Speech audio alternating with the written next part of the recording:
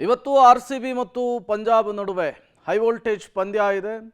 ಗುಜರಾತ್ನ ಅಹಮದಾಬಾದ್ನ ಮೋದಿ ಸ್ಟೇಡಿಯಂನಲ್ಲಿ ನಡೀತಾ ಇದೆ. ಈ ಬಾರಿ ಕಪ್ಪನ್ನು ಆರ್‌ಸಿಬಿ ಎತ್ತಿ ಹಿಡಿಯುತ್ತೆ ಅನ್ನುವಂತಹ ನಿರೀಕ್ಷೆಯಲ್ಲಿ ಆರ್‌ಸಿಬಿ ಅಭಿಮಾನಿಗಳು ಕೂಡ ಇದ್ದಾರೆ. ಈಗಾಗಲೇ ಅಭಿಮಾನಿಗಳ ಸಂಭ್ರಮಾಚರಣೆ, ಜೋಶು, ಪೂಜೆ ಪುನಸ್ಕಾರ ಹೇಗಿದೆ ಅಂತ ಹೇಳಿ ನೋಡ್ತಾ ಇದ್ದೀರಿ. ಇದು ಟ್ರೇಲರ್ ಅಷ್ಟೇ.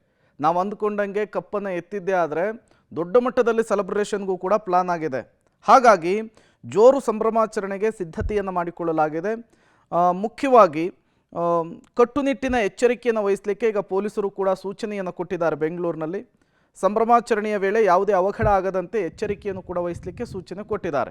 ಹಾಗಾದರೆ ಸಂಭ್ರಮಕ್ಕೆ ಯಾವ ರೀತಿಯ ರೂಲ್ಸನ್ನು ಅಪ್ಲೈ ಮಾಡಲಾಗಿದೆ? ಕಾನೂನಿನ ಚೌಕಟ್ಟಿನಲ್ಲಿ ಸೆಲೆಬ್ರೇಷನ್ ಇರಬೇಕು. ಕಾನೂನಿನ ಚೌಕಟ್ಟು ಮೀರಿ ಯಾವುದೇ ರೀತಿಯ ಸೆಲೆಬ್ರೇಷನ್ಗೆ ಅವಕಾಶ ಇರೋದಿಲ್ಲ. ಅಭಿಮಾನದ ಹೆಸರಿನಲ್ಲಿ ಅತಿರೇಕದ ವರ್ತನೆ ತೋರುವಂತಿಲ್ಲ. ಇದು ತುಂಬ ಮುಖ್ಯವಾಗುತ್ತೆ. ಯಾಕೆಂದರೆ ಹಲವು ಕಡೆಗಳಲ್ಲಿ ಈ ರೀತಿಯ ಇನ್ಸಿಡೆಂಟ್ಗಳು ಕೂಡ ಆಗಿರುವಂಥದ್ದು. ಮುಖ್ಯವಾಗಿ ರಸ್ತೆಯನ್ನು ತಡೆಯೋದು, ಟೈರ್ಗೆ ಬೆಂಕಿಯನ್ನು ಹಚ್ಚುವಂತಹ ಕೆಲಸಗಳೆಲ್ಲ ಆಗೋ ಹಾಗಿಲ್ಲ. ವಾಹನವನ್ನು ತಡೆಯೋದು, ಸಾರ್ವಜನಿಕರಿಗೆ ತೊಂದರೆ ಕೊಡೋದು, ಶಾಂತಿ ಭಂಗವನ್ನು ಉಂಟು ಮಾಡೋದಕ್ಕೂ ಕೂಡ ಅವಕಾಶವಿಲ್ಲ ಅಂಥೇಳಿ ಪೊಲೀಸ್ ಕಮಿಷನರ್ ಖಡಕ್ಕಾಗಿ ಹೇಳಿದ್ದಾರೆ.